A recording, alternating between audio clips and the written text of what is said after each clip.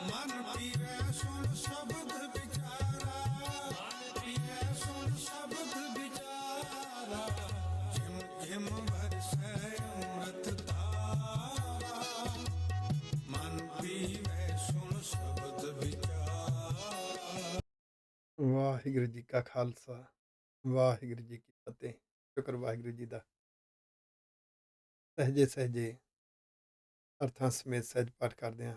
ਅੱਜ ਪਹੁੰਚੇ ਹਾਂ ਸ੍ਰੀ ਗੁਰੂ ਗ੍ਰੰਥ ਸਾਹਿਬ ਜੀ ਦੇ ਪਾਵਨ ਅੰਗ 344 ਦੇ ਉੱਪਰ ਅੰਕਿਤ ਭਗਤ ਕਬੀਰ ਜੀ ਦੀ ਉਚਾਰਨ ਕੀਤੀ ਹੋਈ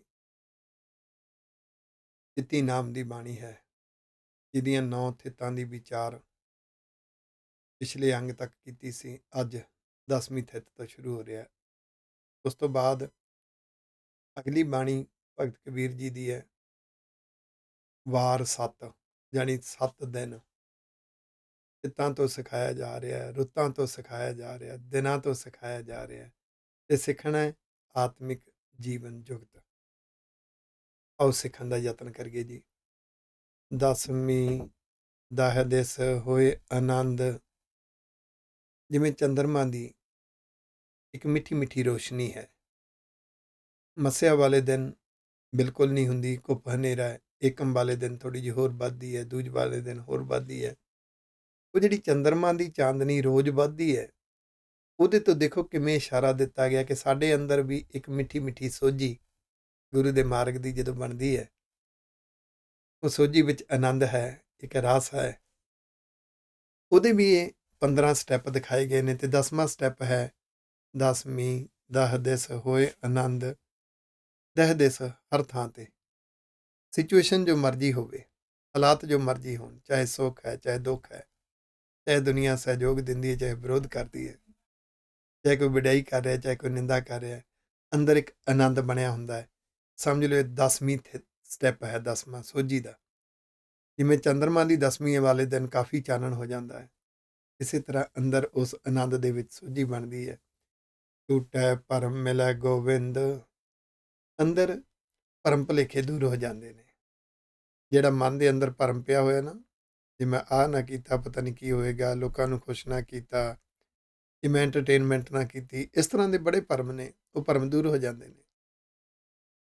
ਗੋਬਿੰਦ ਪ੍ਰਭੂ ਦੇ ਮਾਰਗ ਤੇ ਤੁਰਨਾ ਬਹੁਤ ਚੰਗਾ ਲੱਗਦਾ ਹੈ। ਜੋਤ ਸਰੂਪੀ ਤਤ ਅਨੂਪ, ਪਤਾ ਲੱਗਦਾ ਜਿਹੜਾ ਅਸਲ ਹੈ, ਮੇਰਾ ਮੂਲ ਹੈ ਤਤ, ਉਹ ਤਾਂ ਰੱਬ ਦੀ ਜੋਤ ਹੈ। ਉਹ ਜੋਤ ਅਨੂਪ ਉਪਮਾ ਤੋਂ ਰਹਿਤ, ਉਹਨੂੰ ਕਿਸੇ ਨਾਲ ਕੰਪੇਅਰ ਨਹੀਂ ਕੀਤਾ ਜਾ ਸਕਦਾ, ਅਨਕੰਪੇਅਰੇਬਲ ਹੈ, ਉਪਮਾ ਤੋਂ ਰਹਿਤ। ਅਮਲ ਨਾ ਮਲ ਨਾ ਸ਼ਾਹ ਨਹੀਂ ਧੂਪ, ਉਹਨੂੰ ਕਦੀ ਮੈਲ ਨਹੀਂ ਲੱਗਦੀ, ਮੈਲਾ ਨਹੀਂ ਹੁੰਦਾ। ਨਾ ਉਹ ਛਾਂ ਵਾਂਗੂ ਨਾ ਉਹ ਧੁੱਪ ਵਾਂਗੂ, ਉਹਦੇ ਤੇ ਕਿਸੇ ਚੀਜ਼ ਦਾ ਅਸਰ ਨਹੀਂ ਪੈਂਦਾ। ਧੁੱਪ ਦੇ ਵਿੱਚ ਅਸੀਂ ਸਰਦੀਆਂ 'ਚ ਆਨੰਦ ਮਾਣਦੇ ਹਾਂ, ਗਰਮੀਆਂ 'ਚ ਦੁਖੀ ਹੁੰਦੇ ਹਾਂ, ਇਹੀ ਧੁੱਪ ਹੈ। ਸਰੀਰ ਤੇ ਅਸਰ ਪੈਂਦਾ, ਜੋਤ ਤੇ ਨਹੀਂ। ਉਹ ਜੋਤ ਤਾਂ ਨਿਰਲੇਪ ਹੈ। ਇਕਾਦਸੀ ਏਕ ਦਿਸ ਧਾਵੈ। ਹੁਣ ਇਕਾਦਸੀ 11 ਵਾਲੇ ਦਿਨ, 11ਵੀਂ ਥਿੱਤ, ਅੰਦਰ ਸੋਝੀ ਦੀ 11ਵਾਂ ਸਟੈਪ ਏਕ ਦਿਸ ਧਾਵੈ। ਮਨ ਇੱਕੋ ਇੱਕ ਮਿਸ਼ਨ ਤੇ ਤੁਰਦਾ ਹੈ, ਉਹ ਰੱਬ ਦੇ ਮਿਸ਼ਨ ਤੇ ਤੁਰਦਾ, ਉਹਨੂੰ ਬਸ ਉਹੀ ਪਾਸਾ ਚੰਗਾ ਲੱਗਦਾ ਹੈ, ਬਾਕੀ ਪਾਸਿਆਂ ਤੇ ਨਹੀਂ ਉਲਝਦਾ। ਤਉ ਜੋਨੀ ਸੰਕਟ ਬਹੁਰ ਨਾ ਆਵੈ। ਆ ਜਿਹੜਾ ਮਨ ਦੇ ਅੰਦਰ ਜਨਮ ਮਰਨ ਹੁੰਦਾ ਨਾ, ਜਦੋਂ ਕੋਈ ਗੁਣ ਮਰਦਾ ਹੈ, ਔਗਣ ਜਨਮ ਲੈਂਦਾ ਹੈ। ਜਿੰਨੇ ਔਗਣ ਨੇ ਇਹ ਪਸ਼ੂ ਪ੍ਰਵਿਰਤੀਆਂ, ਜਾਨਵਰ ਪ੍ਰਵਿਰਤੀਆਂ, ਪੰਛੀ ਪ੍ਰਵਿਰਤੀਆਂ 'ਚੋਂ ਹੁੰਦੇ ਨੇ। ਜਿਵੇਂ ਜੋਤ ਨੂੰ ਜਿਹੜਾ ਸਰੀਰ ਮਿਲਿਆ ਹੋਇਆ ਉਹ ਜੀਵਨ ਦੀ ਜੂਨੀ ਹੈ, ਤੇ ਮਨ ਨੂੰ ਜਿਹੜਾ ਸੁਭਾਅ ਮਿਲਿਆ ਉਹ ਮਨ ਦੀਆਂ ਜੂਨੀਆਂ ਨੇ। ਇਹ ਨਿੱਤ ਸੁਭਾਅ ਬਦਲਦਾ, ਕਦੀ ਕਿਸ ਤਰ੍ਹਾਂ ਦਾ ਕਦੀ ਕਿਸ ਤਰ੍ਹਾਂ ਦਾ, ਕਿਸੇ ਔਗਣ ਵਿੱਚ ਕਦੀ ਕਿਸੇ ਔਗਣ ਵਿੱਚ। ਇੱਕ ਤਾਂ ਇਹ ਨਿਸ਼ਾਨੀ ਹੈ ਕਿ ਜਦੋਂ ਵੀ ਔਗਣ ਜਨਮ ਲੈਂਦਾ ਹੈ, ਕੋਈ ਗੁਣ ਮਰਦਾ ਹੈ, ਅੰਦਰ ਜਨਮ ਮਰਨ ਹੁੰਦਾ। ਤੇ ਉਹ ਜਿਹੜਾ ਔਗਣ ਹੈ ਜਿਸ ਜਾਨਵਰ ਦੀ ਪ੍ਰਵਿਰਤੀ ਦਾ ਹੈ, ਉਸ ਤਰ੍ਹਾਂ ਦੀ ਜੂਨੀ ਦਾ, ਇਹਦੇ ਵਿੱਚੋਂ ਦੁੱਖ ਪੈਦਾ ਹੁੰਦੇ ਨੇ, ਸੰਕਟ। ਫਿਰ ਇਹ ਮਨ ਉਧਰ ਨਹੀਂ ਪੈਂਦਾ। ਜਦੋਂ 11ਵੇਂ ਸਟੈਪ ਤੇ ਪਹੁੰਚਦਾ ਹੈ, ਇਹ ਸੋਝੀ ਵਿੱਚ ਇਹਨੂੰ ਸਮਝ ਆ ਜਾਂਦੀ ਹੈ, ਇਹ ਔਗਣਾਂ ਵਿੱਚ ਨਹੀਂ ਜਾਂਦਾ। ਸ਼ੀਤਲ ਨਿਰਮਲ ਭਇਆ ਸਰੀਰਾ, ਫਿਰ ਇਹ ਸਹਿਜ ਵਿੱਚ, ਸ਼ਾਂਤੀ ਵਿੱਚ ਜਿਉਣਾ ਸਿੱਖਦਾ ਹੈ। ਨਿਰਮਲ ਹੁੰਦਾ ਹੈ, ਪਵਿੱਤਰ ਸੋਚ, ਪਵਿੱਤਰ ਵਿਚਾਰ, ਪਵਿੱਤਰ ਜਜ਼ਬਾ, ਪਵਿੱਤਰ ਮਿਸ਼ਨ ਨਿਸ਼ਾਨਾ, ਫਿਰ ਇਹਦਾ ਜੀਵਨ ਵੀ ਪਵਿੱਤਰ ਹੋ ਜਾਂਦਾ। ਭਇਆ ਸਰੀਰਾ ਦੂਰ ਬਤਾਵਤ ਪਾਇਆ ਨੀਰਾ, ਜਿਸ ਵਾਹਿਗੁਰੂ ਜੀ ਨੂੰ ਦੱਸਿਆ ਜਾਂਦਾ ਸੀ ਉਹ ਬਹੁਤ ਦੂਰ ਹੈ। ਨੀਰਾ ਦੇ ਅਰਥ ਇੱਥੇ ਨੇੜਾ ਹੈ, ਨੇੜੇ। ਨੀਰਾ ਪਾਣੀ ਨੂੰ ਵੀ ਕਿਹਾ, ਇੱਥੇ ਨੇੜੇ। ਉਸ ਨੂੰ ਅੰਗ ਸੰਗ ਸਮਝਿਆ, ਆਪਣੇ ਅੰਦਰ ਬਾਹਰ ਹਰ ਥਾਂ ਤੇ ਵਾਹਿਗੁਰੂ ਜੀ ਨੂੰ ਮਹਿਸੂਸ ਕੀਤਾ। ਬਾਰਸ 12 ਉਗਵੈਦ ਸੂਰ, 12ਵਾਂ ਸਟੈਪ ਉਧਰ ਥਿੱਤ ਜਿਹੜੀ ਹੈ, ਬਾਰਸ ਕਹਿੰਦੇ ਆ ਉਹਨੂੰ। ਅੰਦਰ ਸੋਝੀ ਦਾ 12ਵਾਂ ਸਟੈਪ ਕੀ ਹੈ? 12 ਉਗਵੈ ਸੂਰ। ਕਹਿੰਦੇ ਵੀ ਸੂਰਜ ਦੇ 12 ਸੂਰਜ ਚੜ੍ਹ ਗਏ, ਜਾਣੀ ਇੰਨਾ ਤੇਜ ਪ੍ਰਤਾਪ, ਇੰਨਾ ਤੇਜ ਪ੍ਰਕਾਸ਼, ਇੰਨੀ ਤਪਸ਼। ਇਹ ਸਿੰਬੋਲਿਕ ਸ਼ਬਦ ਹੈ, ਜਾਣੀ ਅੰਦਰ ਹਰ ਪੱਖ ਦੀ ਸੋਝੀ ਆ ਜਾਂਦੀ ਹੈ, ਹਰ ਤਰ੍ਹਾਂ ਦਾ ਗਿਆਨ ਆ ਜਾਂਦਾ ਹੈ। ਹਰ ਸਿਚੁਏਸ਼ਨ ਦੇ ਵਿੱਚੋਂ ਰੱਬ ਦੇ ਉਪਦੇਸ਼ ਨੂੰ ਕਿਵੇਂ ਸਮਝਣਾ ਹੈ, ਹਰ ਵਰਤਾਰੇ ਵਿੱਚੋਂ ਰੱਬ ਦੇ ਉਪਦੇਸ਼ ਨੂੰ ਕਿਵੇਂ ਸਮਝਣਾ ਹੈ, ਇਹ ਵੀ ਸੋਝੀ ਆ ਜਾਂਦੀ ਹੈ। ਕੋਈ ਸਹਿਯੋਗ ਦੇ ਰਿਹਾ ਹੈ, ਵਡਿਆਈ ਕਰ ਰਿਹਾ ਹੈ, ਹੰਕਾਰ ਤੋਂ ਕਿਵੇਂ ਬਚਣਾ ਹੈ, ਇਹ ਵੀ ਸੋਝੀ ਆ ਜਾਂਦੀ ਹੈ। ਕੋਈ ਵਿਰੋਧ ਕਰ ਰਿਹਾ, ਨਿੰਦਾ ਕਰ ਰਿਹਾ, ਘਬਰਾਹਟ ਤੋਂ, ਦੁੱਖ ਤੋਂ ਕਿਵੇਂ ਬਚਣਾ ਹੈ, ਇਹ ਵੀ ਸੋਝੀ ਆ ਜਾਂਦੀ ਹੈ। ਦੁੱਖਾਂ ਸੁੱਖਾਂ ਦੇ ਵਿੱਚ, ਹਰ ਸਿਚੁਏਸ਼ਨ ਵਿੱਚ ਕਿੱਦਾਂ ਰੱਬ ਨੂੰ ਮਹਿਸੂਸ ਕਰਨਾ ਹੈ, ਕਿਸ ਤਰ੍ਹਾਂ ਉਹਦੇ ਨਿਯਮਾਂ ਨੂੰ ਦੇਖਣਾ ਹੈ, ਕਿੱਦਾਂ ਉਹਦੇ ਰੱਬੀ ਉਪਦੇਸ਼ਾਂ ਨੂੰ ਸਮਝਣਾ ਹੈ, ਇਹ ਸੋਝੀ ਆ ਜਾਂਦੀ ਹੈ। ਜਿਵੇਂ ਉੱਥੇ ਹੈ ਨਾ 12 ਸੂਰਜਾਂ ਜਿੰਨਾ ਪ੍ਰਕਾਸ਼, ਜਾਣੀ ਹਰ ਪੱਖ ਦਾ ਗਿਆਨ, ਸੋਝੀ ਅੰਦਰੋਂ ਜਾਗਦੀ ਹੈ ਅਨੁਭਵਤਾ ਵਿੱਚੋਂ। ਅਹਨਿਸ ਬਾਜੇ ਅਨਹਤ ਤੂਰ, ਅਨਹਦ ਤੂਰ, ਬੰਸਰੀ ਬਾਜੇ। ਅੰਦਰ ਹਰ ਵੇਲੇ ਰੱਬੀ ਉਪਦੇਸ਼ ਗੂੰਜਦਾ ਹੈ। ਹਰ ਵੇਲੇ ਇੱਕ ਅੰਦਰੋਂ ਇੱਕ ਗਿਆਨ ਦੀ ਕਿਰਨ ਉੱਠਦੀ ਹੈ ਕਿ ਗੁਰੂ ਸਾਹਿਬ ਦੇ ਇਤਿਹਾਸਕ ਵਿਰਸੇ ਵਿੱਚੋਂ ਸਿੱਖ ਕੇ ਹਰ ਹਾਲਾਤ ਵਿੱਚ ਫੈਸਲਾ ਕੀ ਲੈਣਾ, ਜਿਸ ਤਰ੍ਹਾਂ ਗੁਰੂ ਸਾਹਿਬਾਨਾਂ ਨੇ ਲਿਆ। ਗੁਰਬਾਣੀ ਦੇ ਝਰੋਖੇ ਵਿੱਚੋਂ, ਗੁਰਬਾਣੀ ਦੀਆਂ ਸਿੱਖਿਆਵਾਂ ਦੇ ਗਿਆਨ ਦੇ ਝਰੋਖੇ ਵਿੱਚੋਂ ਜ਼ਿੰਦਗੀ ਦੇ ਫੈਸਲੇ ਲੈਣੇ ਉਦੋਂ ਲੈ ਜਾਂਦੇ ਜਦੋਂ ਅੰਦਰੋਂ ਉਹ ਫੈਸਲਾ ਇੱਕ ਰਹਿਨੁਮਾਈ, ਇੱਕ ਪ੍ਰੇਰਣਾ ਬਣ ਕੇ ਜਾਗਦਾ ਹੈ। ਤੇ ਪ੍ਰੇਰਣਾ ਦਿਨ ਰਾਤ ਅੰਦਰ ਇੱਕ ਅਨਹਦ ਬਾਜਾ ਹੈ। ਗੁਰਮਤਿ ਦਾ ਅਨਹਦ ਨਾਦ ਇਹ ਹੈ। ਨਿਤ ਪੜ੍ਹਦੇ ਹਾਂ ਜਪਜੀ ਸਾਹਿਬ ਵਿੱਚੋਂ, ਗੁਰਮੁਖ ਨਾਦੰ ਗੁਰਮੁਖ ਵੇਦੰ ਗੁਰਮੁਖ ਰਹਿਆ ਸਮਾਈ। ਗੁਰੂ ਦੇ ਮੁਖ ਵਿੱਚੋਂ ਨਿਕਲਿਆ ਹੋਇਆ ਉਪਦੇਸ਼ ਹੀ ਸਭ ਤੋਂ ਵੱਡਾ ਨਾਦ ਹੈ। ਗੁਰੂ ਦੇ ਮੁਖ ਵਿੱਚੋਂ ਨਿਕਲਿਆ ਹੋਇਆ ਉਪਦੇਸ਼ ਹੀ ਸਭ ਤੋਂ ਵੱਡਾ ਗਿਆਨ ਹੈ। ਵੇਦੰ ਦੇ ਅਰਥ ਗਿਆਨ। ਦੇਖਿਆ ਤੇ ਹੁਣ ਲੋਕਾਂ ਕਾ ਪੀਓ। ਜਦੋਂ ਇਸ ਤਰ੍ਹਾਂ ਹਰ ਵੇਲੇ ਗੁਰੂ ਦਾ ਉਪਦੇਸ਼ ਅੰਦਰ ਗੂੰਜਦਾ ਹੈ ਨਾ,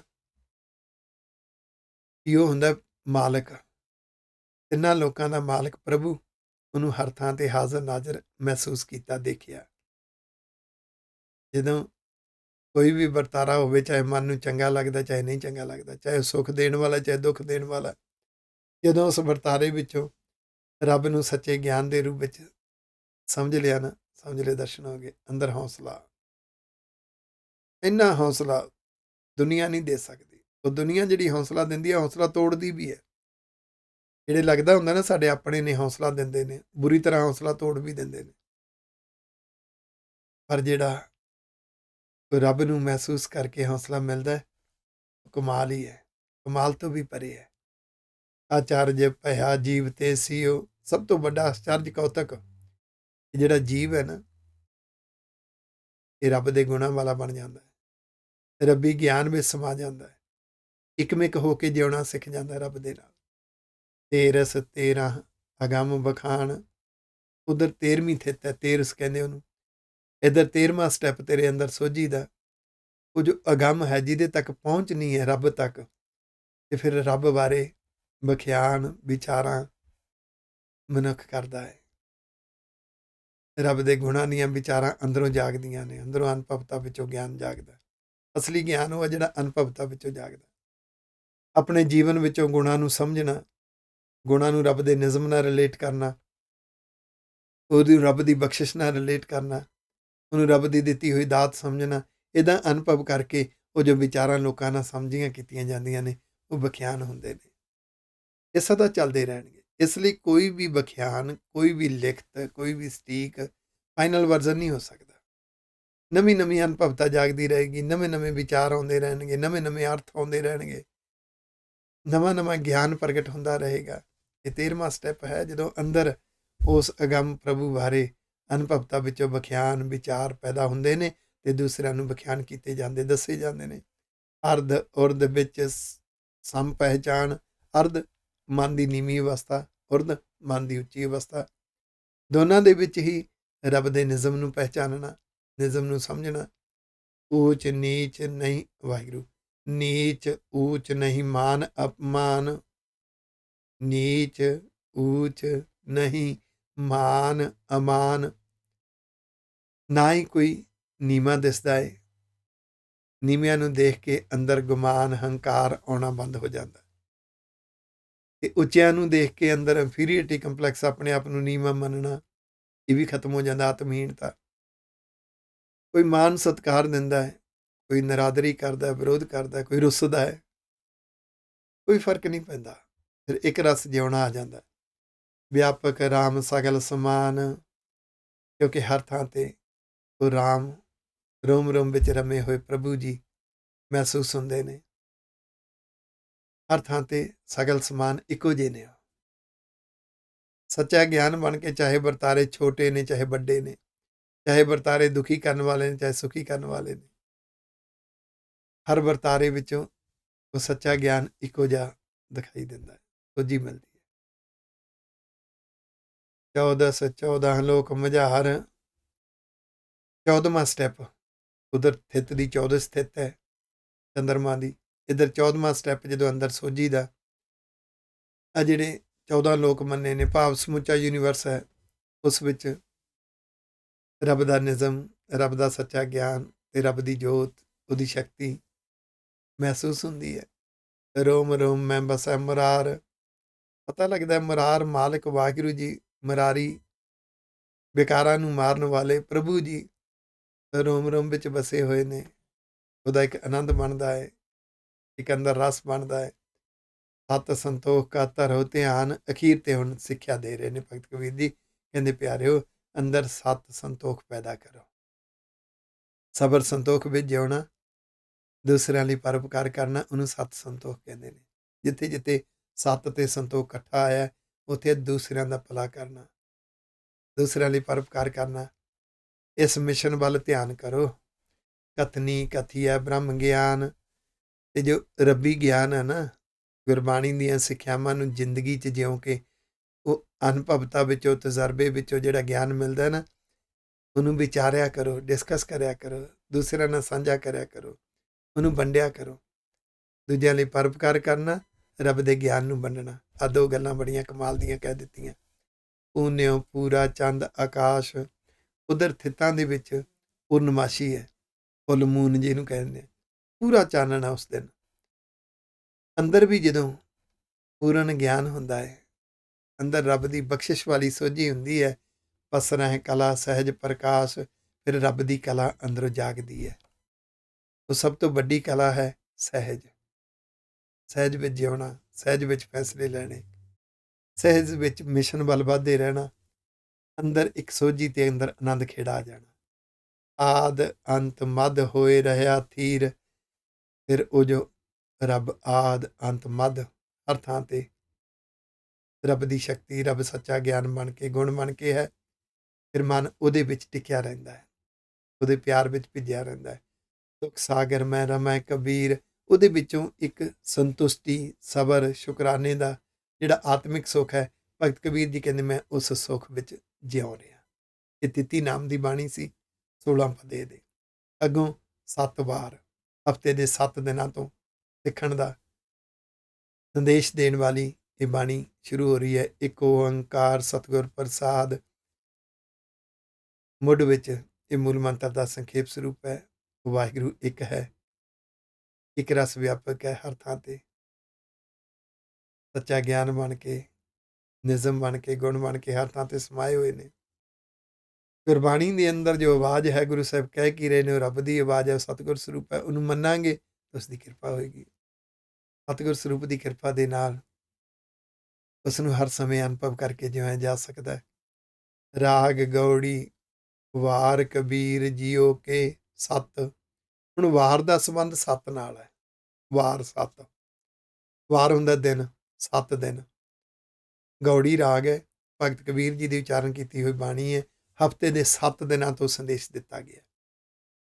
ਉਸ ਸੰਦੇਸ਼ ਦਾ ਮੁੱਢ ਕੀ ਹੈ? ਬਾਰ-ਬਾਰ ਹਰ ਕੇ ਗੁਣ ਗਾਵੋ, ਬਾਰ-ਬਾਰ ਹਰ ਵੇਲੇ ਰੱਬ ਦੇ ਗੁਣਾਂ ਨੂੰ ਪ੍ਰੈਕਟੀਕਲ ਜਿਉਣਾ, ਗੁਣਾਂ ਦੇ ਸ਼ੁਕਰਾਨਾ ਰੋਮ-ਰੋਮ ਵਿੱਚ ਵਸਿਆ ਹੋਣਾ, ਗੁਣਾਂ ਦੇ ਨਾਲ ਦੂਜਿਆਂ ਲਈ ਪਰਉਪਕਾਰ ਕਰਨਾ। ਉਹਨੂੰ ਗੁਰਮਤ ਵਿੱਚ ਕਹਿੰਦੇ ਨੇ ਗੁਣ ਗਾਵੋ। ਭਗਤ ਕਬੀਰ ਜੀ ਕਹਿੰਦੇ ਮੈਂ ਇਸ ਤਰ੍ਹਾਂ ਗੁਣ ਗਾਉਣਾ, ਇਸ ਤਰ੍ਹਾਂ ਮੈਂ ਰੱਬ ਦੇ ਗੁਣਾਂ ਨੂੰ ਜ਼ਿੰਦਗੀ 'ਚ ਜਿਉਣਾ, ਉਹਦਾ ਸ਼ੁਕਰਾਨੇ ਵਿੱਚ ਗੁਣ ਲੋਕਾਂ ਨੂੰ ਵੰਡਦਾ, ਗਿਆਨ ਵੰਡਦਾ। ਗੁਰ ਗਮ ਭੇਦ ਸੋ ਹਰ ਕਾ ਪਾਵੋ ਰਹਾਉ, ਇਹ ਤੱਤ ਸਾਰ ਹੈ। ਉਹ ਜੋ ਗੁਰ ਸਰੂਪ ਹੈ ਰੱਬੀ ਉਪਦੇਸ਼, ਜਿਹਨੂੰ ਸਤਿਗੁਰ ਸਰੂਪ ਕਿਹਾ, ਰੱਬ ਦਾ ਸੱਚਾ ਗਿਆਨ ਹੈ। ਉਸ ਉਪਦੇਸ਼ ਰਾਹੀਂ ਉਸ ਸੱਚੇ ਗਿਆਨ ਤੱਕ, ਗੁਣਾਂ ਤੱਕ, ਰੱਬ ਦੇ ਨਿਜ਼ਮ ਤੱਕ, ਰੱਬ ਤੱਕ ਕਿਵੇਂ ਪਹੁੰਚਿਆ ਜਾਂਦਾ ਹੈ, ਇਹ ਭੇਦ ਮੈਂ ਪਾਉਣਾ, ਹਰੀ ਦਾ ਭੇਦ ਇਹਨੂੰ ਪ੍ਰਾਪਤ ਕਰਦਾ ਤੇ ਲੋਕਾਂ ਨੂੰ ਵੰਡਦਾ। ਹੁਣ ਅੱਗੋਂ ਦਿਨ ਸ਼ੁਰੂ ਕਰ ਰਹੇ ਨੇ। ਪਹਿਲਾ ਦਿਨ ਹੈ ਐਤਵਾਰ। ਐਤਵਾਰ ਨੂੰ ਆਦਿਤ ਕਿਹਾ ਹੈ। ਆਦਿਤ ਭਾਵ ਮੁੱਢ ਵਾਲਾ, ਜਿੱਥੋਂ ਗਿਣਤੀ ਸ਼ੁਰੂ ਹੁੰਦੀ ਹੈ। ਆਦਿਤ ਕਰੈ ਭਗਤ ਆਰੰਭ, ਤੇਰੇ ਅੰਦਰ ਪਿਆਰਿਆ ਉਸ ਵੇਲੇ ਗਿਆਨ ਦੇ ਪ੍ਰਕਾਸ਼ ਦਾ ਦਿਨ ਚੜ੍ਹੇਗਾ। ਦਿਨ ਵੇਲੇ ਪ੍ਰਕਾਸ਼ ਹੁੰਦਾ ਹੈ ਸੂਰਜ ਦਾ, ਤੇ ਪ੍ਰਕਾਸ਼ ਗਿਆਨ ਨੂੰ ਕਹਿੰਦੇ ਨੇ, ਸੋਝੀ ਨੂੰ। ਜਦੋਂ ਤੇਰੇ ਅੰਦਰ ਸੋਝੀ ਸ਼ੁਰੂ ਹੋਈ ਹੈ, ਗਿਆਨ ਸ਼ੁਰੂ ਹੋਇਆ ਹੈ, ਤਾਂ ਤੇਰੇ ਅੰਦਰ ਭਗਤੀ ਦੇ ਮਾਰਗ ਦਾ ਆਰੰਭ ਹੋ ਗਿਆ। ਤੂੰ ਰੱਬ ਦਾ ਭਗਤ ਬਣਨ ਤੁਰ ਪਿਆ। ਤੂੰ ਰੱਬ ਦਾ ਚੰਗਾ ਪੁੱਤਰ, ਚੰਗੀ ਧੀ ਬਣਨ ਵਾਸਤੇ ਅੰਦਰ ਫੁਰਨਾ ਆ ਗਿਆ। ਕਾਇਆ ਮੰਦਰ ਮਨ ਸ਼ਾ ਥੰਬ, ਇਹ ਜਿਹੜਾ ਸਰੀਰ ਹੈ ਨਾ, ਇਹਨੂੰ ਅੰਦਰ ਫੁਰਨਿਆਂ ਨੇ ਥੰਮਿਆ ਹੋਇਆ, ਫੁਰਨੇ ਥੰਮੀ ਹੈ। ਇਹ ਸਰੀਰ ਫੁਰਨਿਆਂ ਤੇ ਚੱਲਦਾ, ਬਾਸ਼ਨਾਵਾਂ ਤੇ ਚੱਲਦਾ, ਮਨਸ਼ਾ। ਤੇ ਜਦੋਂ ਰੱਬ ਵਾਲੇ ਪਾਸੇ ਤੁਰਨ ਦੀ ਮਨਸ਼ਾ ਜਾਗ ਪਈ, ਇੱਛਾ ਜਾਗ ਪਈ, ਗੁਰਬਾਣੀ ਦੇ ਅਰਥ ਸਿੱਖਣ ਦੀ ਇੱਛਾ ਜਾਗ ਪਈ, ਫਿਰ ਕੌਮ ਦੀ ਚੜ੍ਹਦੀ ਕਲਾ ਲਈ ਪਰਉਪਕਾਰ ਕਰਨ ਦੀ ਇੱਛਾ ਜਾਗ ਪਈ। ਜਿੰਨੇ ਗੁਰੂ ਦੇ ਮਾਰਗ ਦੇ, ਰੱਬ ਦੇ ਮਾਰਗ ਦੇ ਚੰਗੇ ਫੁਰਨੇ ਨੇ, ਸਮਝ ਲੈ ਅੰਦਰ ਭਗਤੀ ਦਾ ਆਰੰਭ ਹੋ ਗਿਆ। ਤੇ ਤੇਰੇ ਅੰਦਰ ਐਤਵਾਰ ਵਾਲਾ ਦਿਨ ਚੜ੍ਹ ਰਿਹਾ। ਅਹਨਿਸ ਅਖੰਡ ਸੁਰਹੀ ਜਾਏ। ਉਹ ਵਾਹਿਗੁਰੂ ਜੀ, ਵਾਹਿਗੁਰੂ ਜੀ ਦੇ ਜਦੋਂ ਗੁਣਾਂ ਨੂੰ ਜ਼ਿੰਦਗੀ 'ਚ ਜਿਉਵਾਂਗੇ ਤਾਂ ਗੁਣਾਂ ਦੀ ਇੱਕ ਸੁਗੰਧੀ ਬਣਦੀ ਹੈ। ਜਦੋਂ ਇਸ ਮਾਰਗ ਤੇ ਤੁਰੇਂਗਾ, ਤੇਰੇ ਅੰਦਰ ਇਹ ਐਤਵਾਰ ਦੇ ਦਿਨ ਵਾਂਗ ਜਾਣੀ ਸ਼ੁਰੂਆਤ ਹੋਏਗੀ। ਅਹਨਿਸ ਦਿਨ ਰਾਤ, ਅਖੰਡ ਨਿਰੰਤਰ, ਸੁਰਹੀ ਸੁਗੰਧੀ, ਗੁਣਾਂ ਦੀ ਸੁਗੰਧੀ ਪੈਦਾ ਹੁੰਦੀ ਜਾਏਗੀ। ਇਸ ਮਾਰਗ ਤੇ ਤੁਰੇਂਗਾ ਤੇ ਦਿਨ ਰਾਤ ਨਿਰੰਤਰ ਗੁਣਾਂ ਦੀ ਸੁਗੰਧੀ ਪੈਦਾ ਹੁੰਦੀ ਜਾਏਗੀ। ਹੋਏਗੀ ਕਿਵੇਂ? ਤਾਂ ਅਨਹਦ ਬੇਣ ਸਹਿਜ ਮੈਂ ਬਾਏ। ਇੱਕ ਤੇ ਸਹਿਜ ਆਏਗਾ, ਸਹਿਜ ਵਿੱਚ ਜਿਉਣਾ, ਸਹਿਜ ਵਿੱਚ ਫੈਸਲੇ ਲੈਣੇ, ਸਹਿਜ ਵਿੱਚ ਸੋਚਣਾ। ਅਨਹਦ ਬੇਣ, ਬੇਣ ਹੁੰਦਾ ਬੰਸਰੀ, ਬਾਏ ਵੱਜਣੀ, ਅਨਹਦ ਗੁਰੂ ਦੇ ਉਪਦੇਸ਼। ਹਰ ਸਿਚੁਏਸ਼ਨ ਦੇ ਵਿੱਚ ਗੁਰੂ ਦੇ ਉਪਦੇਸ਼ ਅਨੁਸਾਰ ਫੈਸਲਾ ਲੈਣ ਦੀ ਜਿਹੜੀ ਅੰਦਰੋਂ ਪ੍ਰੇਰਣਾ ਹੈ, ਉਹ ਅਨਹਦ ਨਾਦ ਦੀ ਬੰਸਰੀ ਹੈ।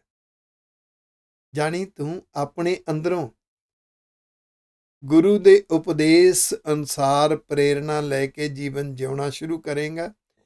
ਗੁਰੂ ਦੇ ਉਪਦੇਸ਼ਾਂ ਅਨੁਸਾਰ ਪ੍ਰੇਰਣਾ ਲੈ ਕੇ, ਆਪਣੇ ਅੰਦਰੋਂ ਪ੍ਰੇਰਣਾ ਲੈ ਕੇ ਫੈਸਲੇ ਲਏਗਾ, ਤਾਂ ਇਹ ਦਿਨ ਰਾਤ ਇੱਕ ਸੁਗੰਧੀ ਪੈਦਾ ਹੋਏਗੀ। ਸਮਝ ਲੈ ਪਹਿਲਾ ਦਿਨ ਚੜ੍ਹ ਗਿਆ ਤੇਰੇ ਅੰਦਰ, ਸੋਝੀ ਦਾ ਦਿਨ।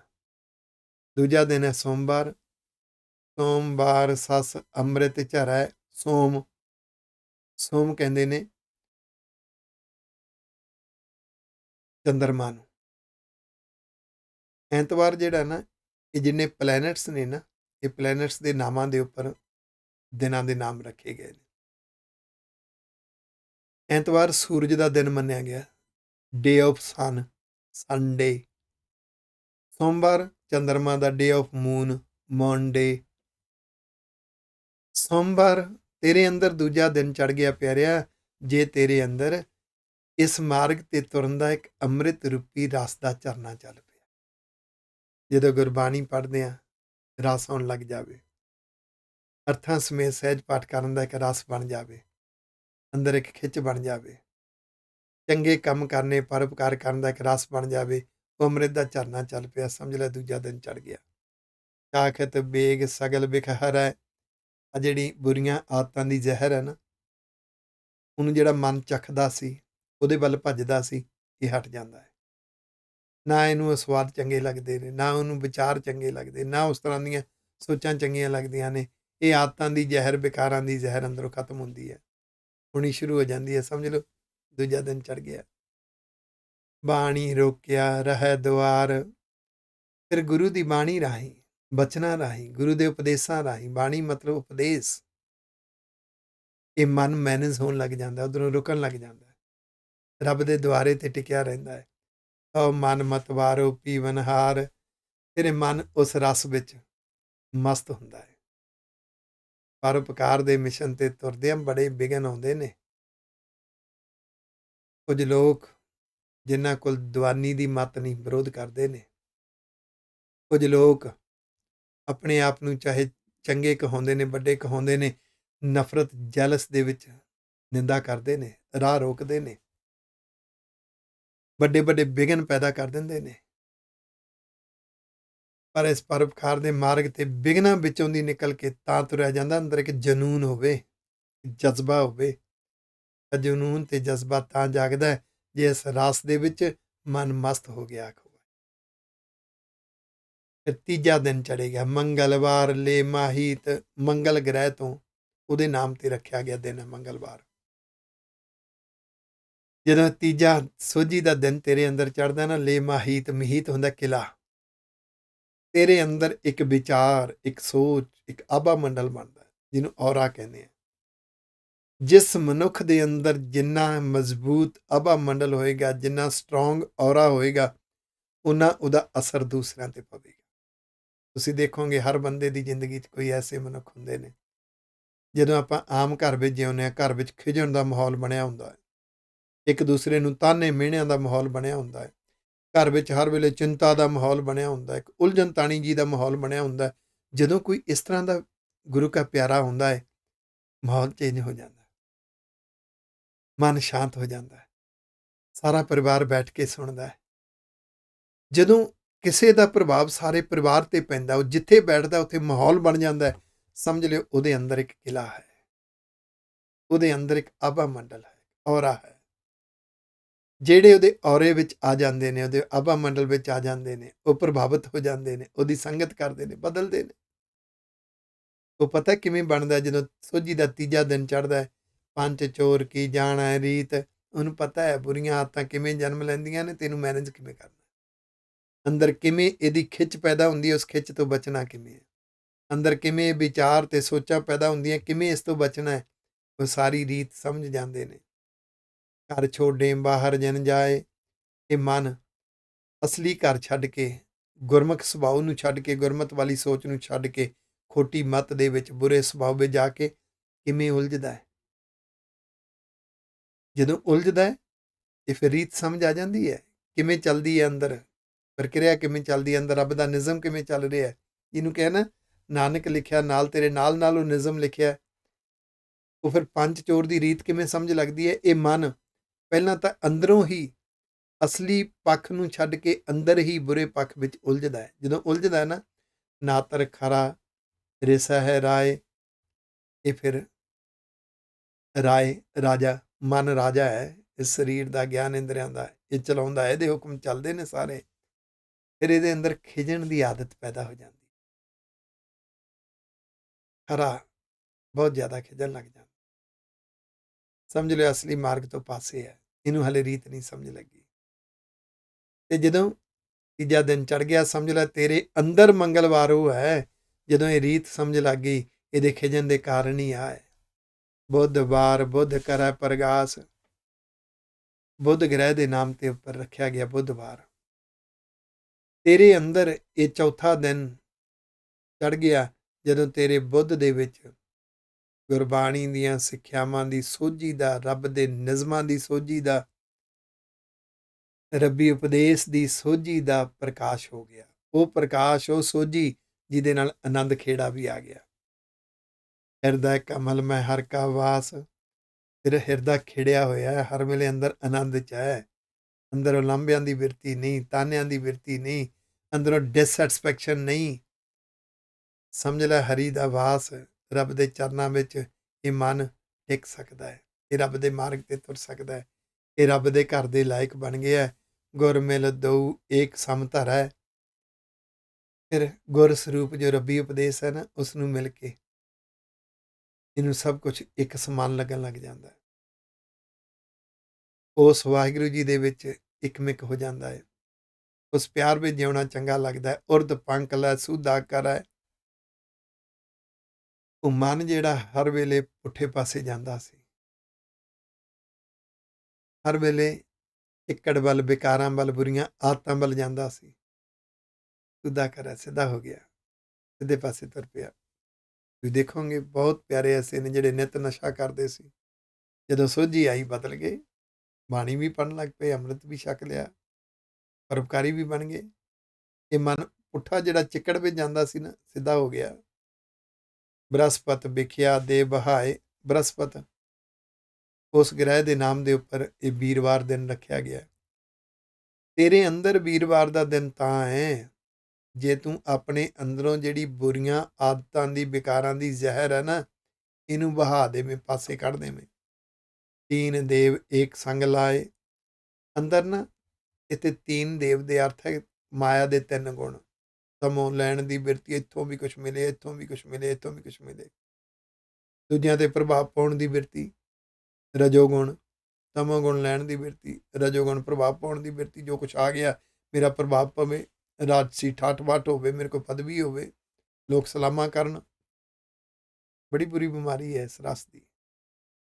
ਵੱਡੇ ਵੱਡੇ ਇਸ ਰਸ ਵਿੱਚ ਫਸ ਕੇ ਆਪਣਾ ਆਪ ਗਵਾ ਗਏ। ਜਿਸ ਮੰਜ਼ਿਲ ਤੇ ਤੁਰੇ ਸੀ ਪਹੁੰਚ ਨਹੀਂ ਸਕੇ, ਅਟਕ ਗਏ। ਇਹ ਫਿਰ ਤੀਸਰਾ, ਇਹਦੇ ਅੰਦਰ ਇੱਕ ਹੋਰ ਰੋਗ ਪੈਦਾ ਹੋ ਜਾਂਦਾ। ਗੁਰੂ ਨਾਲ ਸਾਂਝ ਵੀ ਇਹ ਲੈਣ ਦੀ ਬਿਰਤੀ ਦੀ ਕਰਦਾ। ਆਹ ਕਰਾਂ, ਮੈਨੂੰ ਆਹ ਮਿਲੇ। ਜੋ ਕੁਛ ਕਰ ਰਿਹਾ ਸਵਾਰਥ ਵਾਸਤੇ ਕਰ ਰਿਹਾ, ਲੋਭ ਵਾਸਤੇ ਕਰ ਰਿਹਾ। ਤੇਰੇ ਅੰਦਰ ਵੀਰਵਾਰ ਦਾ ਦਿਨ ਤਦ ਚੜਿਆ ਜਦੋਂ ਤੂੰ ਇਹਨਾਂ 3 ਗੁਣਾਂ ਨੂੰ ਰੱਬ ਵਾਲੇ ਪਾਸੇ ਤੋਰ ਲਏਗਾ। ਪ੍ਰਾਪਰਟੀ, ਪੈਸਾ ਮਿਲੇ ਨਾ ਮਿਲੇ, ਅਸੀਸਾਂ ਖੱਟਣੀਆਂ ਨੇ ਲੋਕਾਂ ਦੀਆਂ। ਇਹ ਤਮੋ ਗੁਣ ਸ਼ੁੱਧ ਹੋ ਗਿਆ, ਲੈਣ ਦੀ ਬਿਰਤੀ ਸ਼ੁੱਧ ਹੋ ਗਈ। ਜਿਹੜਾ ਲੋਭ ਸੀ ਨਾ ਲੱਲੇ ਨੂੰ, ਉਹ ਹੋੜਾ ਭੱਬਾ, ਇਹ ਭੱਬਾ ਅੱਗੇ ਆ ਗਿਆ, ਲੱਲੇ ਨੂੰ ਹੋੜਾ ਪਿੱਛੇ ਚਲਾ ਗਿਆ। ਭਲੋ, ਇਹ ਲੈਣ ਦੀ ਬਿਰਤੀ ਭਲੇ ਪਾਸੇ ਤੁਰ ਪਈ। ਫਿਰ ਪ੍ਰਭਾਵ ਦੂਜਿਆਂ ਤੇ ਨਹੀਂ, ਆਪਣੇ ਮਨ ਤੇ ਪ੍ਰਭਾਵ ਪਾਉਣਾ, ਆਪਣੀ ਮੱਤ ਤੇ ਪ੍ਰਭਾਵ ਪਾਉਣਾ, ਇਹਨਾਂ ਨੂੰ ਮੈਨੇਜ ਕਰਨਾ। ਇਹ ਰਜੋਗੁਣ ਇੱਧਰ ਤੁਰ ਪਿਆ। ਫਿਰ ਅਸਲੀ ਧਰਮ ਨਿਭਾਉਣਾ ਆ ਗਿਆ, ਮੰਗਣਾ ਨਹੀਂ, ਸਿੱਖਣਾ। ਸੋਚਿਓ ਜਰਾ, ਜਦੋਂ ਕੋਈ ਆਪਣੇ ਇਸ਼ਟ ਗੁਰੂ ਦੇ ਅੱਗੇ ਖੜ ਕੇ, ਗੁਰੂ ਗ੍ਰੰਥ ਸਾਹਿਬ ਜੀ ਦੇ ਅੱਗੇ ਖੜ ਕੇ, ਉਹਨੂੰ ਦਿਸਦਾ ਕਿ ਆਪਣੀ ਮੰਗ, ਤੇ ਕਿਹਨੂੰ ਦੱਸ ਰਿਹਾ ਮੰਗ? ਜਿਹਨੂੰ ਸਭ ਪਤਾ ਹੈ, ਬਿਨ ਬੋਲਿਆ ਸਭ ਕੁਝ ਜਾਣਦਾ, ਕਿ ਸਾਗਿਆ ਕੀਤਾ ਅਰਦਾਸ। ਭੇਟਾਵਾਂ ਦੇ ਸਵਾਰਥੀ ਲੋਕਾਂ ਨੇ ਸਾਨੂੰ ਮੰਗਣ ਤੋਰ ਦਿੱਤਾ। ਅਸੀਂ ਤਾਂ ਸਿੱਖਣਾ ਸੀ। ਮੇਰੇ ਗੁਰੂ ਨੂੰ ਤਾਂ ਸਭ ਪਤਾ ਹੈ, ਉਹ ਤਾਂ ਮੰਗਣ ਦੀ ਲੋੜ ਹੀ ਨਹੀਂ ਹੈ। ਉਹ ਤਾਂ ਅਣਮੰਗਿਆ ਦਾਨ ਦੇਵਦਾ। ਰੱਬ ਤਾਂ ਬਿਨਾਂ ਮੰਗਿਆ ਦੇਈ ਜਾ ਰਿਹਾ। ਮੰਗਾਂ ਕਿਉਂ? ਰਾਜ ਨਾ ਚਾਹੋ, ਮੁਕਤ ਨਾ ਚਾਹੋ, ਮਨ ਪ੍ਰੀਤ ਚਰਨ ਕਮਲਾਰੇ। ਅਸੀਂ ਤੇ ਉਸ ਵਿਰਸੇ ਦੇ ਵਾਰਸ ਸੀ, ਜਿਸ ਵਿਰਸੇ ਨੂੰ ਗੁਰਬਾਣੀ ਵਿੱਚ ਕਿਹਾ,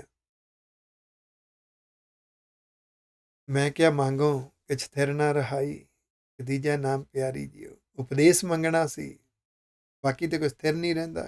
ਕੀ ਮੰਗਾ ਮੈਂ? ਅਸੀਂ ਉਸ ਵਿਰਸੇ ਦੇ ਵਾਰਸ ਹਾਂ। ਗੁਰਬਾਣੀ ਵਿੱਚ ਦੱਸਿਆ, ਮੰਮਾ ਮੰਗਣ ਹਾਰ ਆਣਾ। ਮੰਗਣ ਵਾਲਾ ਤਾਂ ਇਆਣਾ ਅਣਜਾਣ ਹੈ।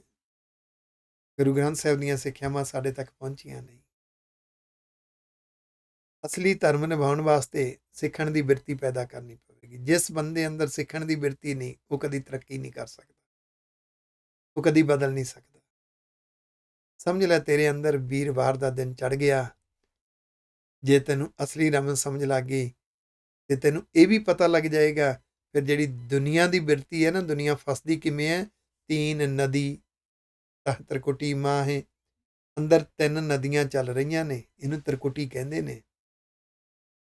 ਜੋਗੀਆਂ ਵਾਲੀ ਤ੍ਰਿਕੁਟੀ ਨਹੀਂ, ਅੰਦਰ 3 ਨਦੀਆਂ। ਪਹਿਲੀ ਨਦੀ ਡਿਸਲਾਈਕਿੰਗ, ਮੈਨੂੰ ਆਹ ਨਹੀਂ ਪਸੰਦ, ਮੈਨੂੰ ਆਹ ਨਹੀਂ ਪਸੰਦ, ਇਹਨੇ ਆਹ ਕਿਉਂ ਕਿਹਾ, ਇਹਨੇ ਆਹ ਕਿਉਂ ਕੀਤਾ, ਇੱਦਾਂ ਕਿਉਂ ਵਾਪਰਿਆ, ਇੱਥੇ ਕਿਉਂ ਲਿਆਂਦਾ, ਇੱਥੇ ਕਿਉਂ ਧਰਿਆ। ਡਿਸਲਾਈਕਿੰਗ। ਇਸ ਨਦੀ ਦੇ ਵਿੱਚੋਂ ਦੂਸਰੀ ਨਦੀ ਜਨਮ ਲੈਂਦੀ ਹੈ। ਜਦੋਂ ਤੈਨੂੰ ਡਿਸਲਾਈਕਿੰਗ ਹੋਈ ਤਾਂ ਤੇਰੇ ਅੰਦਰ ਡਿਸਸੈਟਿਸਫੈਕਸ਼ਨ ਪੈਦਾ ਹੋ ਜਾਏਗੀ, ਨਾ ਸੰਤੁਸ਼ਟੀ। ਉਹਦੇ 'ਚੋਂ ਫਿਰ ਤੀਜੀ ਨਦੀ ਪੈਦਾ ਹੁੰਦੀ ਹੈ, ਜਿੱਦ ਚੀਜ਼ ਨੂੰ ਤੂੰ ਪਸੰਦ ਨਹੀਂ ਕੀਤਾ, ਜਿਹਦੇ ਤੋਂ ਨਾ ਸੰਤੁਸ਼ਟੀ ਪੈਦਾ ਹੋ ਗਈ, ਇਹ ਮਨ ਖਿਜੇਗਾ। ਉੱਪਰ ਆਇਆ ਸੀ ਨਾ, ਇਹ ਮਨ ਰੂਪੀ ਰਾਜਾ ਫਿਰ ਰਿਸਦਾ ਹੈ, ਖਿਜਦਾ ਹੈ। ਇਹ ਤਿੰਨ ਨਦੀਆਂ ਨੇ, ਜਿਹਨੇ ਸਹਿਜ ਵਿੱਚ ਜਿਉਣਾ ਨਾ, ਆਨੰਦ ਵਿੱਚ ਜਿਉਣਾ ਹੈ। ਜੋ ਵੀ ਵਾਪਰ ਰਿਹਾ ਹੈ, ਅੰਦਰੋਂ ਨਾ ਸੰਤੁਸ਼ਟੀ ਹੋਣ ਤੋਂ ਬਚਣਾ ਪਵੇਗਾ, ਅੰਦਰੋਂ ਡਿਸਲਾਈਕਿੰਗ ਤੋਂ ਬਚਣਾ ਪਵੇਗਾ, ਤਦ ਕਿਤੇ ਜਾ ਕੇ ਇਰੀਟੇਸ਼ਨ ਕੰਟਰੋਲ ਹੋਏਗੀ। ਤਿੰਨ ਨਦੀਆਂ ਪਤਾ ਲੱਗ ਗਿਆ ਇਹਦੇ 'ਚ ਫਿਰ ਕਿਵੇਂ ਫਸਦੇ ਨੇ। ਅਹਨਿਸ ਕਸ ਮਲ ਧੋਵੈ ਨਾਹੀਂ, ਉਹ ਦਿਨ ਰਾਤ ਮੈਲ ਲੱਗਦੀ ਹੈ ਆਦਤਾਂ ਦੀ, ਆਦਤਾਂ ਪੱਕਦੀਆਂ ਜਾਂਦੀਆਂ ਨੇ, ਇਹਨੂੰ ਧੋਂਦੇ ਹੀ ਨਹੀਂ, ਆਦਤਾਂ ਨੂੰ ਲਾਉਂਦੇ ਹੀ ਨਹੀਂ। ਧੋਣੀਆਂ ਕਿਵੇਂ ਸੀ? ਸੁਣਿਆ, ਮੰਨਿਆ, ਮਨ ਕੀਤਾ ਭਾਉ, ਅੰਤਰਗਤ ਤੀਰਥ ਮਲ ਨਾਉ। ਸੁਣਨਾ ਸੀ, ਮੰਨਣਾ ਸੀ, ਆਪਣੀਆਂ ਆਦਤਾਂ ਬਦਲਣੀਆਂ ਸੀ, ਉਹ ਬਦਲ ਹੀ ਨਹੀਂ ਰਹੇ ਇਹਨਾਂ ਆਦਤਾਂ ਨੂੰ। ਸਮਝ ਲੱਗ ਜਾਏਗੀ। ਫਿਰ ਅਗਲਾ ਦਿਨ ਸੁਕ੍ਰਿਤ ਸਹਾਰਾ, ਸੋ ਇਹ ਬ੍ਰਤ ਚੜ੍ਹੈ। ਸ਼ੁੱਕਰਵਾਰ ਦਾ ਦਿਨ ਤਾਂ ਚੜ੍ਹਿਆ ਜੇ ਤੇਰੇ ਅੰਦਰ ਨਿਤ ਐਸੀ ਬਿਰਤੀ ਜਨਮ ਲਵੇ, ਚੰਗੇ ਕੰਮ, ਮਨ ਦੇ ਚੰਗੇ ਕਰਮ, ਮਤ ਦੇ ਚੰਗੇ ਕਰਮ, ਜੀਵਨ ਦੇ ਚੰਗੇ ਕਰਮ, ਨਿਤਾ ਪ੍ਰਤੀ ਤੇਰੇ ਅੰਦਰ ਇਹ ਚਾਓ ਜਜ਼ਬਾ ਚੜ੍ਹਦਾ ਰਵੇ, ਵੱਧਦਾ ਰਵੇ। ਕਿਵੇਂ? ਅਨ ਦਿਨ ਆਪ ਸਿਉ ਲੜੈ, ਦਿਨ ਰਾਤ ਹਰ ਵੇਲੇ ਆਪਣੇ ਮਨ ਨੂੰ ਮੈਨੇਜ ਕਰਨ ਵਾਸਤੇ ਆਪਣੇ ਅੰਦਰ ਸੰਘਰਸ਼ ਲੜੇ, ਤਾਂ ਸ਼ੁੱਕਰਵਾਰ ਦਾ ਦਿਨ ਤੇਰੇ ਅੰਦਰ ਚੜ੍ਹਿਆ। ਆ ਬਾਹਰਲੇ ਦਿਨ, ਬਾਹਰਲੀਆਂ ਤਿੱਤਾਂ ਐਵੇਂ ਵਹਿਮ ਭਰਮ ਨੇ, ਇਹਨਾਂ ਨੇ ਕੁਛ ਨਹੀਂ ਕਰਨਾ। ਜੋ ਹੋ ਰਿਹਾ ਤੇਰੇ ਅੰਦਰੋਂ ਹੋ ਰਿਹਾ ਸਭ ਕੁਛ। ਦੱਦਾ ਦੋਸ਼ ਨਾ ਦੇਉ ਕਿਸੈ, ਦੋਸ਼ ਕਰਮਾ ਆਪਣਿਆ, ਜੋ ਮੈਂ ਕੀਆ ਸੋ ਮੈਂ ਪਾਇਆ, ਦੋਸ਼ ਨਾ ਦੀਜਾ ਅਵਰ ਜਨਾ। ਜਿਹਨੂੰ ਸਮਝ ਆ ਗਈ ਉਹ ਆਪਣੇ ਆਪ ਨਾਲ ਲੜਦਾ, ਆਪਣੇ ਆਪ ਨੂੰ ਮੈਨੇਜ ਕਰਦਾ ਹੈ। ਭਗਤ ਕਬੀਰ ਜੀ ਕਹਿੰਦੇ ਕੂਟਣ ਹੈ ਤਾਂ ਮਨ ਕੋ ਕੂਟੋ, ਮਨ ਨਾਲ ਝਗੜਾ ਕਰੋ। ਸੁਰਖੀ ਪੰਚੋਂ ਰੱਖੈ ਸਭੈ, ਸੁਰਖੀ ਇੰਦਰੇ, ਇਹ ਪੰਜ ਜਿਹੜੇ ਗਿਆਨ ਇੰਦਰੇ ਨੇ ਨਾ, ਇਹਨੂੰ ਫਿਰ ਮੈਨੇਜ ਕਰਨਾ ਆ ਜਾਂਦਾ ਹੈ। ਤਾਂ ਦੂਜੀ ਦ੍ਰਿਸ਼ਟ ਨਾ ਪੈਸੈ ਕਬੈ, ਫਿਰ ਦੂਜੇ ਪਾਸੇ ਦ੍ਰਿਸ਼ਟੀ ਨਹੀਂ ਜਾਂਦੀ, ਦੂਸਰੇ ਪਾਸੇ ਸੋਚ ਹੀ ਨਹੀਂ ਜਾਂਦੀ, ਅੰਦਰ ਦੂਸਰੇ ਪਾਸੇ ਦੀ ਖਿੱਚ ਹੀ ਨਹੀਂ ਹੈ, ਅੰਦਰ ਵਿਚਾਰ ਹੀ ਨਹੀਂ ਹੈ, ਭਾਵਨਾ ਹੀ ਨਹੀਂ ਹੈ, ਚਾਹੁੰਦਾ ਹੀ ਨਹੀਂ। ਉਹ ਨਿੰਦਾ ਵਾਲੇ ਥਾਂ ਤੇ ਬੈਠਣਾ ਹੀ ਨਹੀਂ ਚਾਹੁੰਦਾ, ਨਿੰਦਾ ਕਰਨੀ ਨਹੀਂ ਚਾਹੁੰਦਾ, ਸੁਣਨੀ ਨਹੀਂ ਚਾਹੁੰਦਾ, ਉਹ ਨਫ਼ਰਤ ਵਿੱਚ ਸੜਨਾ ਹੀ ਨਹੀਂ ਚਾਹੁੰਦਾ, ਉਹ ਧੜੇਬੰਦੀਆਂ 'ਚ ਪੈਣਾ ਹੀ ਨਹੀਂ ਚਾਹੁੰਦਾ। ਸਮਝ ਲਓ ਸ਼ੁੱਕਰਵਾਰ ਚੜ ਗਿਆ। ਅਗਲਾ ਥਾਵਰ ਥਿਰ ਕਰ ਰੱਖੈ ਸੋਏ, ਥਾਵਰ ਸਨਿਚਰਵਾਰ, ਇਹ 7ਵਾਂ ਦਿਨ ਤੇਰੇ ਅੰਦਰ ਚੜਿਆ ਤਾਂ ਜਾਣੀਏ ਪਿਆਰਿਆ, ਜੇ ਤੇਰਾ ਮਨ ਅਸਲੀ ਮਾਰਗ ਵੱਲ ਟਿਕਣ ਲੱਗ ਜਾਵੇ। ਤੂੰ ਤੇ ਕਦੀ ਨਿੰਦਾ ਚੁਗਲੀ ਦਾ ਰਸ ਮਾਣ ਲਿਆ, ਮਜ਼ਾਕ ਦਾ ਰਸ ਮਾਣ ਲਿਆ, ਨਫ਼ਰਤ ਦਾ ਰਸ ਮਾਣ ਲਿਆ, ਹੰਕਾਰ ਵਿਖਾਵੇ ਦਾ ਰਸ ਮਾਣ ਲਿਆ, ਤੇ ਲੋਕਾਂ ਨੂੰ ਖੁਸ਼ ਕਰਨ ਦਾ ਰਸ ਮਾਣ ਲਿਆ। ਇਹ ਤੇ ਰਸ ਸਰੀਰ ਕੇ ਕਹਿ ਘਟ ਨਾਮ ਨਿਵਾਸ, ਕਿੱਥੇ ਤੇਰੇ ਅੰਦਰ ਬਖਸ਼ਿਸ਼ ਆਏਗੀ? ਇਹ ਤਾਂ ਤੇਰੇ ਅੰਦਰ 7ਵਾਂ ਦਿਨ ਸੋਝੀ ਦਾ ਚੜਿਆ ਸਮਝ, ਜੇ ਮਨ ਇਸ ਪਾਸੇ ਟਿਕ ਗਿਆ। ਕਿਵੇਂ? ਜੋਤ ਦੀ ਬੱਤੀ ਘਟ ਮਹਿ ਜੋਏ, ਉਹ ਰੱਬ ਦੀ ਜਿਹੜੀ ਜੋਤ ਹੈ ਨਾ, ਉਹ ਜੋਤ ਦੀ ਬੱਤੀ ਦਾ ਦੀਵਾ ਹਰ ਇੱਕ ਦੇ ਅੰਦਰ ਜਗਦਾ ਹੈ। ਤਾਂ ਤੈਨੂੰ ਵੀ ਅੰਦਰ ਜਗਦਾ ਦੀਵਾ ਮਹਿਸੂਸ ਹੋਵੇ, ਆਪਣੇ ਵੀ ਤੇ ਹੋਰਾਂ ਦੇ ਵੀ। ਸਭ ਮੈਂ ਜੋਤ, ਜੋਤ ਹੈ ਸੋਏ, ਇਸ ਦਾ ਚਾਨਣ ਸਭ ਮੈਂ ਚਾਨਣ ਹੋਏ। ਗੁਰ ਸਾਖੀ ਜੋਤ ਪ੍ਰਗਟ ਹੋਏ, ਸਮਝ ਤੈਨੂੰ ਲੱਗ ਜਾਵੇ ਅੰਦਰ ਜੋਤ, ਸੋਝੀ ਤਾਂ ਆਏਗੀ ਗੁਰੂ ਦੀਆਂ ਸਿੱਖਿਆਵਾਂ ਨੂੰ ਮੰਨਾਂਗੇ। ਗੁਰ ਸਾਖੀ ਜੋਤ ਪ੍ਰਗਟ ਹੋਏ, ਬਾਹਰ ਭੀਤਰ ਭਇਆ ਪ੍ਰਗਾਸ। ਜਦੋਂ ਸੋਝੀ ਦਾ 7ਵਾਂ ਦਿਨ ਚੜ ਗਿਆ ਨਾ, ਸਮਝ ਲੈ ਫਿਰ ਅੰਦਰ ਤੇ ਬਾਹਰ ਰੱਬ ਸੱਚਾ ਗਿਆਨ ਬਣ ਕੇ ਹਰ ਵਰਤਾਰੇ ਵਿੱਚੋਂ ਮਹਿਸੂਸ ਹੁੰਦਾ। ਉਹ ਸੱਚਾ ਗਿਆਨ ਅੰਦਰ ਜਾਗਦਾ, ਅੰਦਰੋਂ ਸੱਚੇ ਗਿਆਨ ਅਨੁਸਾਰ ਫੈਸਲਾ ਲਿਆ ਜਾਂਦਾ। ਉਹਦਾ ਇੱਕ ਆਨੰਦ ਵੀ ਹੈ, ਉਸ ਨੂੰ ਪ੍ਰਗਾਸ਼ ਕਹਿੰਦੇ ਨੇ।